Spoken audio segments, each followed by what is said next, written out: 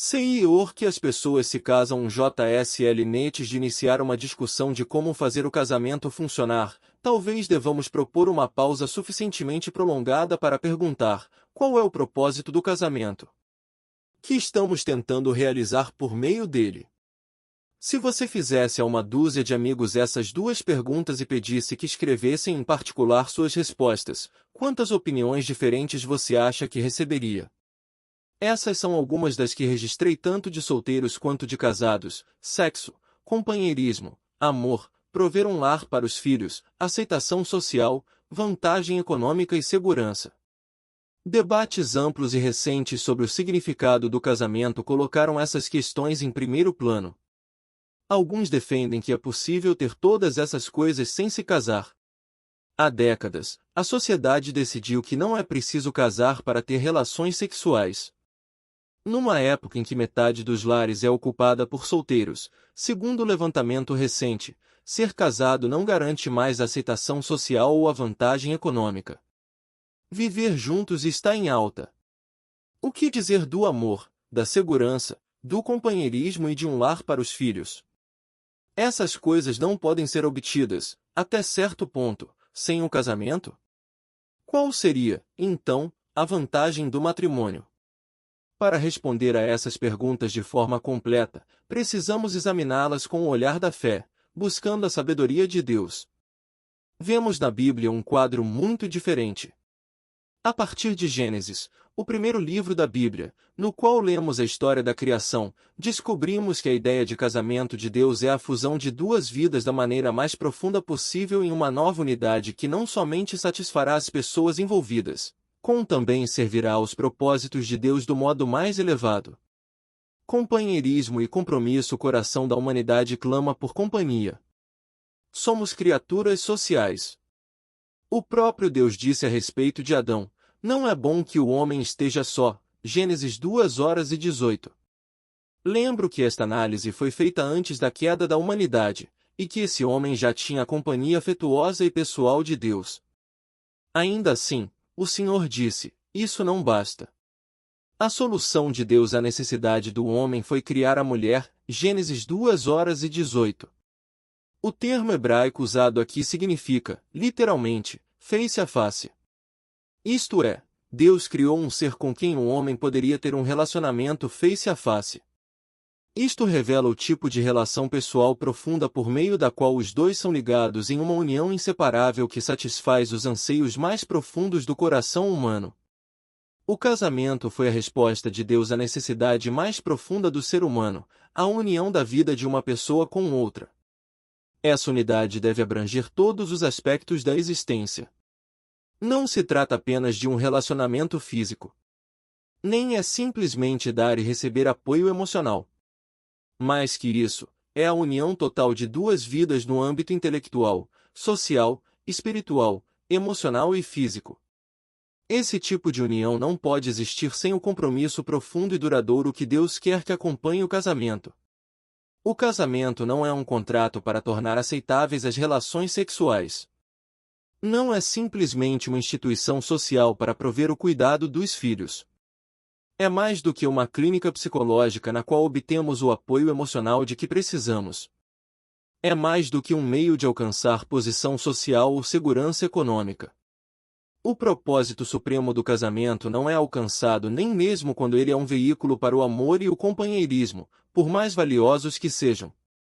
O propósito supremo do casamento é a união de dois indivíduos no nível mais profundo possível e em todas as áreas, o que, por sua vez, proporciona um maior sentimento de realização ao casal e, ao mesmo tempo, serve melhor aos propósitos de Deus para a vida deles.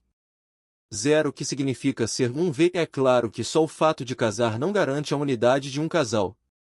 Há uma diferença entre os dois serem unidos e os dois serem um.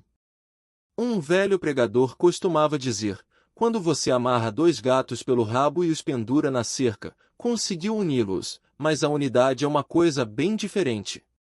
O melhor exemplo bíblico desse tipo de unidade talvez seja o próprio Deus. É interessante que a palavra usada para um em Gênesis 2:24, em que Deus diz: por essa razão, o homem deixará pai e mãe e se unirá à sua mulher, e eles se tornarão uma só carne. Itálico acrescentado. É o mesmo termo hebraico empregado para o próprio Deus em Deuteronômio 6:4, em que lemos: Ouça, ó Israel, o é Senhor, o nosso Deus, é o único é Senhor, itálico acrescentado. A palavra único fala de uma unidade composta, em oposição à unidade absoluta. As Escrituras revelam Deus como Pai, Filho e Espírito, embora um só. Não temos três deuses, mas um Deus, trino em sua natureza.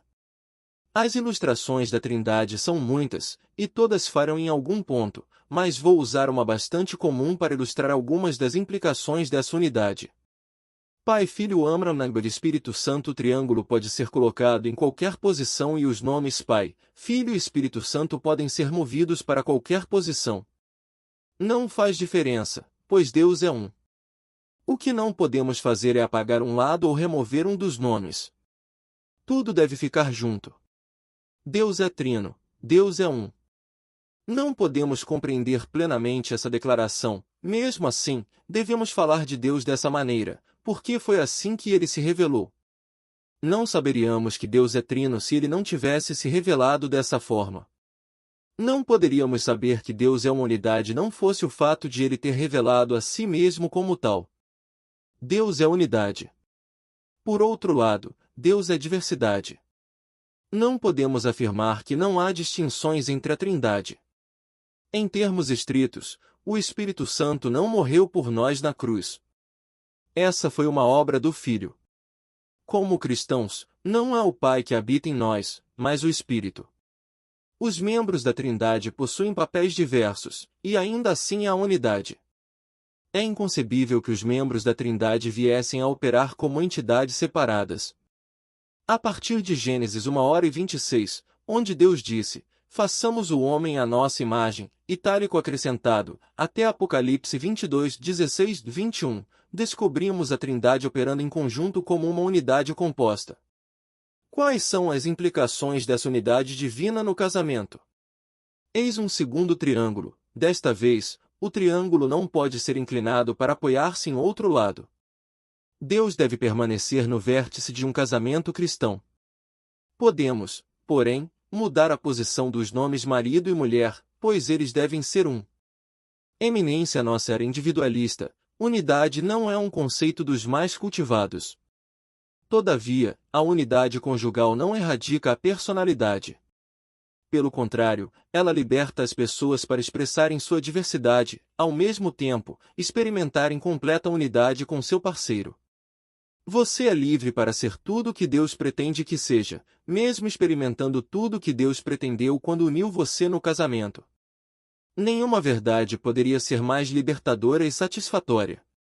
Quer estejam apenas começando sua nova vida como marido e mulher, quer sejam casados há muito tempo, se estão pavimentando seu caminho em meio a desafios, espero que tenham o alvo do casamento claro na mente. Unidade no sentido mais profundo possível em todas as áreas da vida. Isto pode ser apenas um sonho para você, mas se tiver disposição para trabalhar nele, pode torná-lo realidade. Você pode imaginar como seria obter um diploma em unidade intelectual? Unidade social? Unidade espiritual? Unidade física? Não desista. É possível que esteja à beira de uma nova descoberta. Acontece que meu marido não está disposto a trabalhar comigo, você pode retrucar. Não posso fazer tudo sozinha. É verdade, mas você pode fazer alguma coisa por conta própria. E essa alguma coisa pode ser usada por Deus para incentivar a mudança em seu cônjuge. Creio que o princípio discutido no capítulo seguinte é primordial para a felicidade conjugal e a boa saúde. Leia cuidadosamente, pense com clareza e não esqueça a tarefa no fim de cada capítulo. Vigora com você um. Examine bem o seu casamento. Devemos reconhecer as fraquezas antes de começar a aperfeiçoar essas áreas.